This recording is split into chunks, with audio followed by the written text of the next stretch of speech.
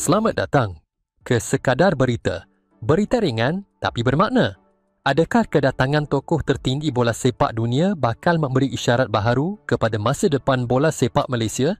Itulah persoalan yang mula menjadi bualan selepas Presiden Persekutuan Bola Sepak Antarabangsa, Gianni Infantino, dilapor dijangka hadir ke Malaysia sempena sidang kemuncak ASEAN kali ke-47 di Kuala Lumpur pada penghujung bulan Oktober ini. Menurut sumber dalaman Persatuan Bola Sepak Malaysia, lawatan rasmi Infantino bukan sekadar memenuhi jemputan sidang kemuncak itu.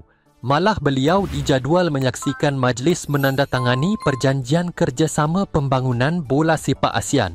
Sebuah langkah pelan jangka panjang yang dijangka membuka peluang lebih besar kepada ekosistem bola sepak rantau Asia Tenggara. Difahamkan, Infantino juga bakal dibawa melawat Pusat Latihan Nasional di Putrajaya bagi menilai sendiri fasiliti moden yang dibangunkan sebagai sebahagian daripada visi pembangunan bola sepak Malaysia. Selain itu, beliau turut dijadual mengunjungi program Football for Schools di Kelana Jaya, inisiatif berasaskan pendidikan yang memfokuskan penyertaan pelajar dalam sukan bola sepak di peringkat akar umbi. Sekiranya lawatan ini berjalan lancar, ia dilihat berpotensi meningkatkan profil Malaysia di mata FIFA sekaligus membuka pintu kerjasama lebih mendalam dalam aspek infrastruktur, kejurulatihan, pembangunan komuniti serta sokongan teknikal jangka panjang. Untuk rekod, ketibaan Infantino kali ini merupakan kunjungan keduanya ke Malaysia selepas kali pertama pada bulan April tahun 2019 ketika beliau melakukan kunjungan hormat kepada Tun Dr. Mahathir Mohamad.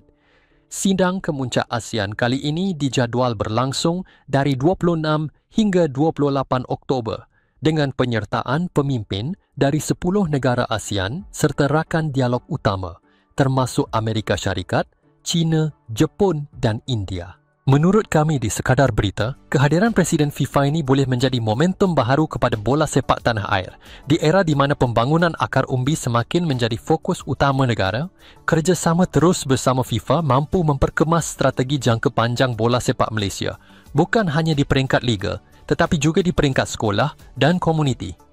Yang paling penting, lawatan seperti ini hanya akan memberi kesan jika peluang dimanfaatkan sepenuhnya oleh semua pihak, sama ada FAN, kementerian maupun penganjur program akar umbi.